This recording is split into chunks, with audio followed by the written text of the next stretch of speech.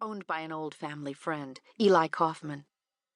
Caleb's elder sister, Sadie, had married Robert, the oldest of the Kaufman sons, while the youngest Kaufman son, Timothy, had been Caleb's best school friend. He wondered how his old friend was doing these days. He would have to stop by and visit him before he and Susie returned to Ohio. "Dad!" Susie yanked Caleb toward the entrance to the farmer's market. "Let's go!" Caleb stifled a laugh. The little girl had her mother's impatience, too. "I'm coming, my lieve." They stepped through the double doors, and the holiday smells of freshly baked cookies and breads, spices and pine assaulted Caleb's senses. The market bustled with customers, English and Amish, rushing to the many booths. Scanning the area, Caleb spotted booths for baked goods, jellies and jams, crafts and gifts, and paintings. A sea of shoppers pushed past Caleb, and he dropped his hold of Susie's hand as he approached the baked goods counter.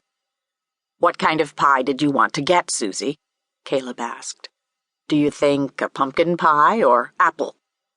When his daughter didn't answer, he turned around and found a group of English customers pushing toward the counter. "Susie?" he called. "Susie?" He glanced through the crowd, finding only unfamiliar faces. "Susan! Susan!" Caleb's heart raced as he pushed through the knot of holiday shoppers, searching for his only child. "Susan!"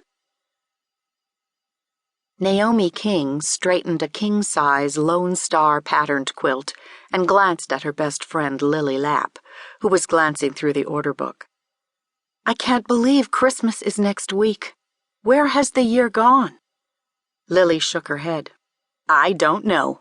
That's a very good question." An English customer approached and began asking Lily questions about custom ordering a queen-size quilt as a gift. Turning her back to the counter, Naomi hummed to herself while mentally listing all she had to do before Christmas. She still needed to shop for her parents and her 8 siblings.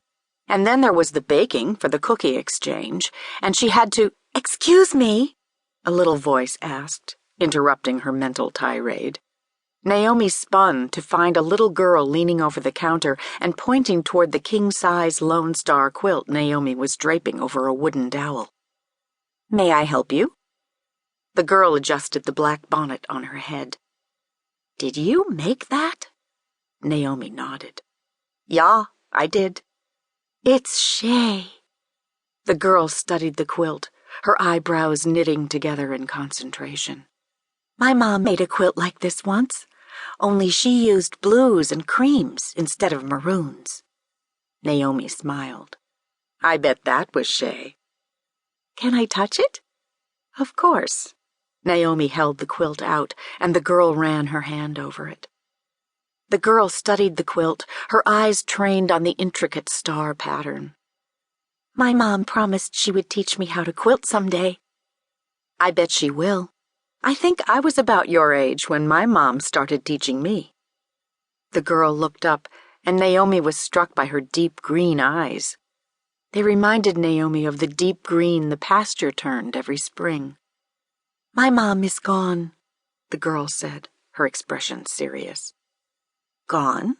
Naomi set the dowel in the rack and leaned over the counter. "What do you mean?"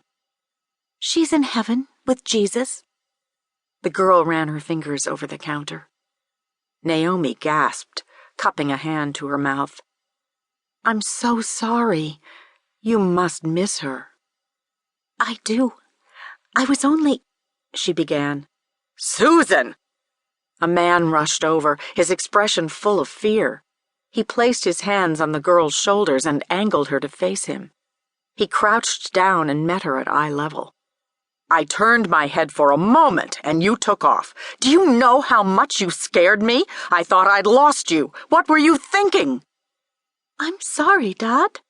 The girl shook her head, tears filling her striking eyes. "I saw the quilt stand and I wanted to come see the quilts."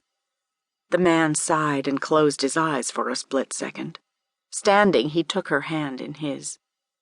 "Don't do that ever again," his voice pleaded with her. "Promise me?"